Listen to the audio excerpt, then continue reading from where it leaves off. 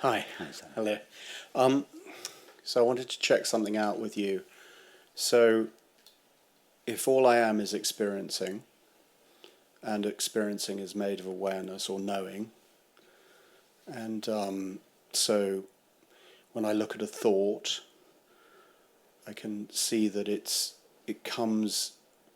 on the screen of knowing, if you like. So even though it can appear as an object, it's not really an object. It's part of awareness. Same with hearing, touching, smell. But then seeing, this is where I get a little bit hung up. Seeing an object that appears out from my senses, appears outside myself. When I'm seeing, I realize that my seeing is made of experience. The experience is made of awareness. But unlike, I can really feel that a thought is made of awareness. But when it comes to an object outside myself, if you like, how can I experience that as awareness as well? In that, do you see what I'm saying? Yes, yes. Yes.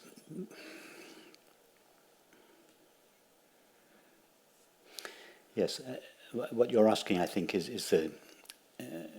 what you're drawing attention to is the fact that a thought only appears in your finite mind. Exactly. The thought that you're having now is just appearing in your mind. Yes. So not only is it's obviously appearing in awareness, because all there is to your mind is awareness, but it's not only is it appearing in awareness, it's appearing only in your finite mind. Yes. However, with a sound, for instance, or a sight, with your eyes open, it's true that all you know of the visual world is the experience of seeing. Yes.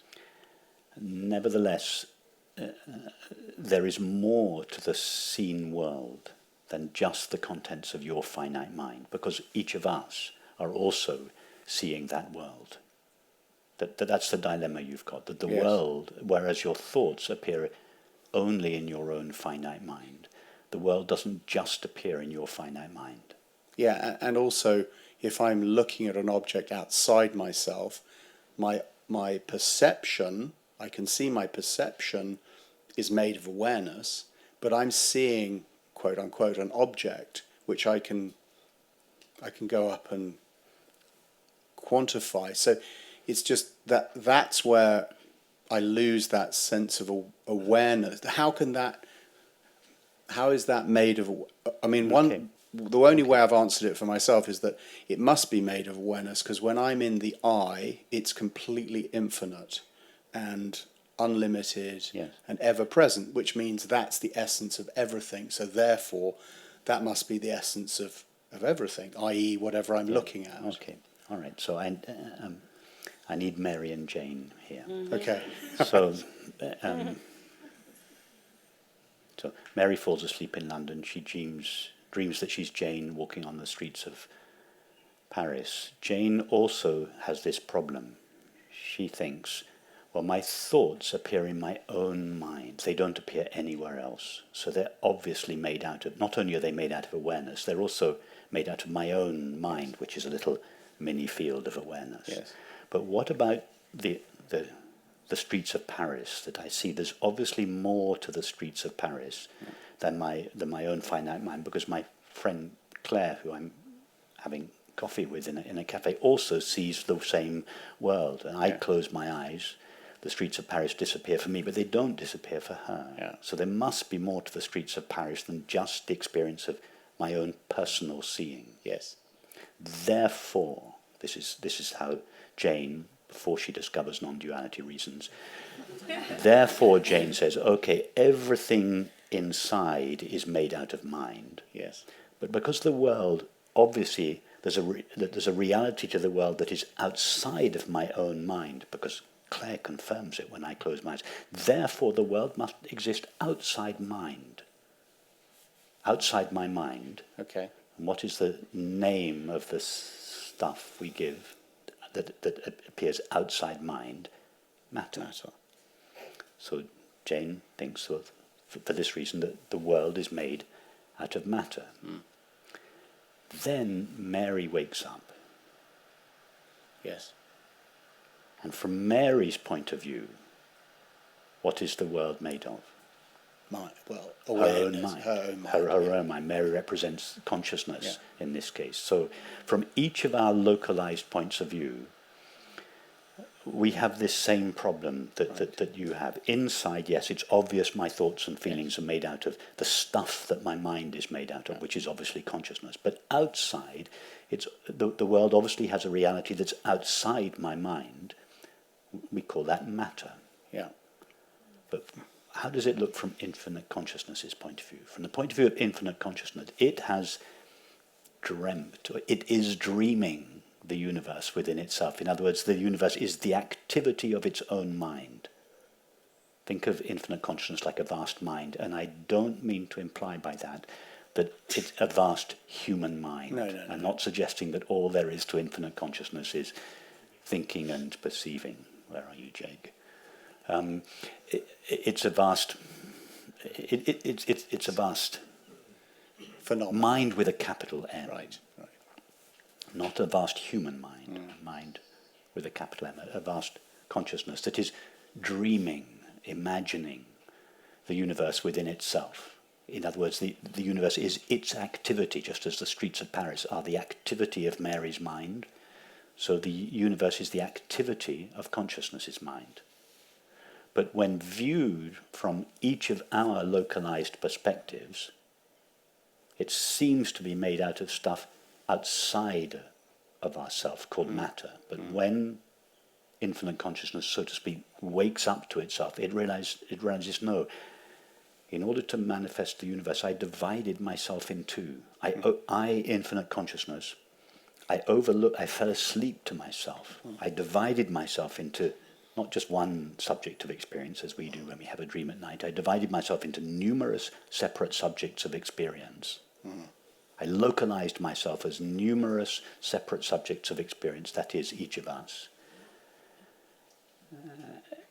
And the unlocalized portion of myself is what appears to these subjects as the world. So all of this is what the activity, the unlocalized activity of consciousness looks like from each of our localized perspectives. Just as the unlocalized activity of Mary's mind looks like the streets of Paris from Jane's point of view. Okay. So that's something I'm understanding with my mind right now, and it makes a lot of sense, but I'm not experiencing that. So for me, the beauty of this path, the direct path, is that we go into this laboratory of our minds, our awareness, and we validate these experiments. And through having the experience, so for instance, I'm aware now, having had the direct experience, that thoughts are appearing on the screen of awareness inside my finite mind. But I'm... But Simon, just expand your screen of awareness. Okay. The screen of awareness doesn't just exist in your head or your mind. Think of the screen of the awareness as the vast three-dimensional screen, which is appearing as the entire universe, and that your mind is just a little localization. A little localization of that vast screen, or let's call it a space, because it has 3 dimensions. So the space of awareness is not just taking place in your mind. Your mind is just a little subset, a little corner of the vast space of awareness, and it is the universe is like a hologram that appears in the vast space of awareness, made of the vast space of awareness, that only appears to be made out of something outside consciousness from our limited points of view. No, that's very helpful. That's very helpful, because what you're saying is that awareness, that screen, because I like that analogy, it's very helpful. So that screen, even though it's localized in this finite mind, it's also... Go back to Mary and Jane. Jane is a localization of Mary's mind. So Jane thinks my mind exists just in my body. But what is Jane's mind? Mary. Yes, Jane doesn't really have her own mind. Jane is not Yes. a separate person, either to have or not to have a mind. She's just an apparent, she's a little bundle of thinking and perceiving called Jane, which is a localization of Mary's mind. But Mary's mind pervades Jane's mind. It's all there is to Jane's mind. But Mary's mind extends way beyond Jane's mind. Mary's mind is extended across the entire universe that Jane perceives. The whole thing is Mary's mind. Yes. Yes. So just instead of thinking that the substance of your mind, awareness, is contained within the body, no, just feel that the substance of you, the essence of you, the essence of your mind, is extended infinitely, which actually is your experience. If you, as we often do, we make this investigation, what do we know about the experience of being aware? We never find a limit there. Yeah. There's no evidence, no experiential evidence that awareness is limited. Yes. I like that. That connects it all up, because that is experiential. That is experiential, yes. Yeah. That makes sense. Sometimes it's easier to think of it in terms of being rather than awareness to begin with. Okay. That it's a bigger step to think that the universe may be an appearance of awareness, of consciousness, but to think that it is an appearance of being, that being is its essence, is easier. It's not such a big step. Yeah, like you said yesterday, the isness of things. That's it. Yeah. So we go inside, and the essence of ourself is being, I am. But the essence of things is their isness. So it's easier to think that there is a single being that pervades not only that we experience on the inside as I am, and that we experience on the outside as it is, you are. Yes. And then it's a small step from there to realize that being is not inert being, it is aware being. Yes. So then the objection, which one of you will no doubt raise, is, well, okay, if everything, so I'm just preempting this, because it's the obvious question to ask. The obvious question to ask is, well, then if everything in the world is really the activity of conscious, does this mean that everything is conscious?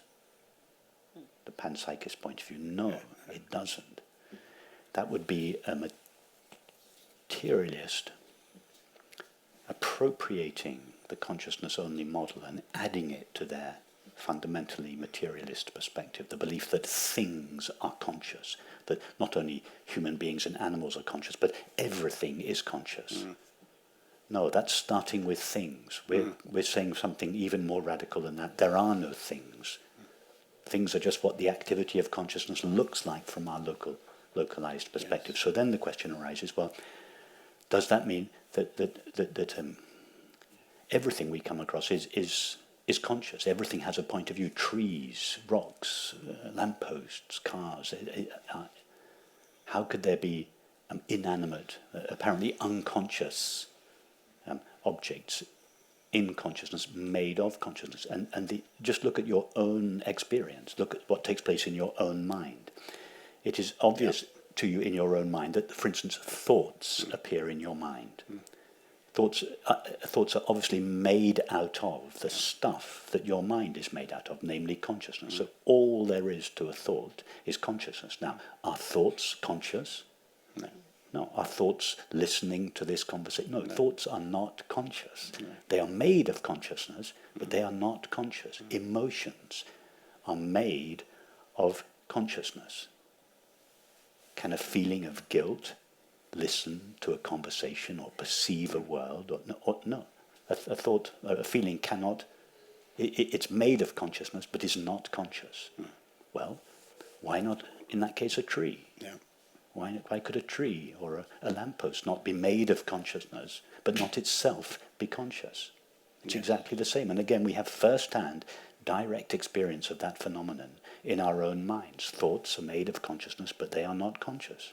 Why not lampposts? But also trees don't have the 5 faculties of perception that we have as well. Yes. Because that's what gives us the ability of self-awareness. Well, awareness gives us self-awareness, but gives us the perception of the world. Yes, yes, yes. Oh, well, getting a little ahead of myself there. But yeah, that's very, very helpful. Thank you. In fact, I've said enough. I think I'll just digest that now. You know, we've all been brought up with the materialist paradigm has been so profoundly indoctrinated into all of us that we do not realize that it is an interpretation of our experience. We think it is just a definition of our experience. No, it's not. It's an interpretation. It's just one way of looking at our experience.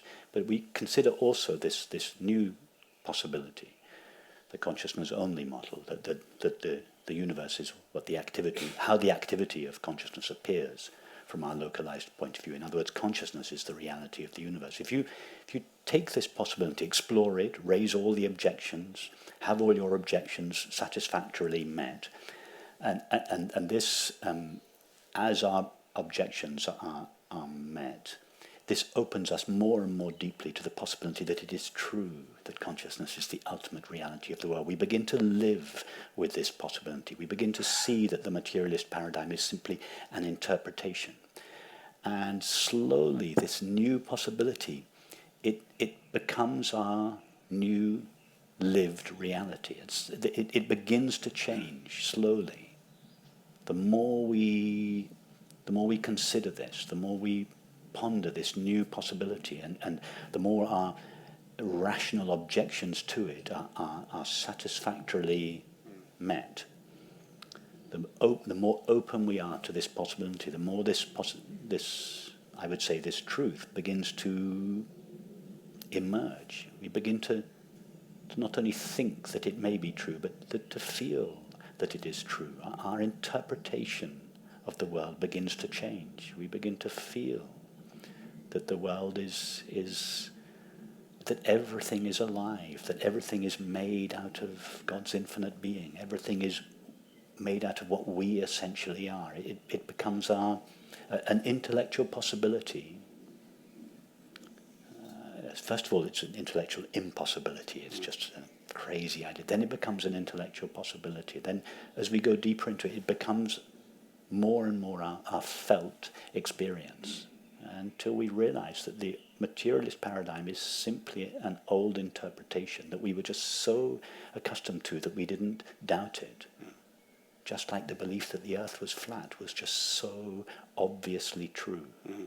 Until we began to question it, we began to look at the evidence, we began all our objections to that, the possibility that the earth was round, were met, and slowly, the possibility that the earth was round began to be a living reality for us, until it became our new norm.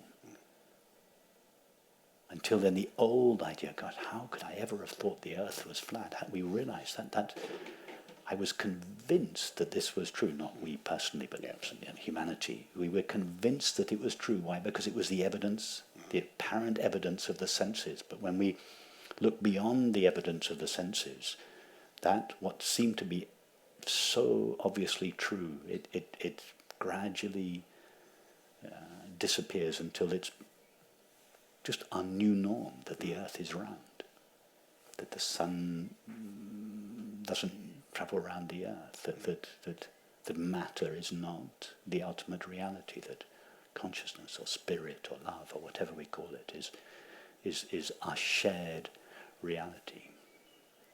And then, of course, we begin more and more to live the implications of that understanding. That was supposed to put an end to your question, not generate more questions. Yes.